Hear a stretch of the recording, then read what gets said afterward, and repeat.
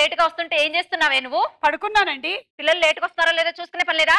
పిల్లల్ని ప్రపంచంలోకి తీసుకురావడం. పానీపూరి బాగున్నాయని 16 ప్లేట్లు తినేసరికి 12 అయింది. ఏం చేయమంటారు నీ చెప్పండి? దుబ్బలేగా పానీపూరి వల్ల నా బుగ్గలు పూరీలు అయ్యాయి.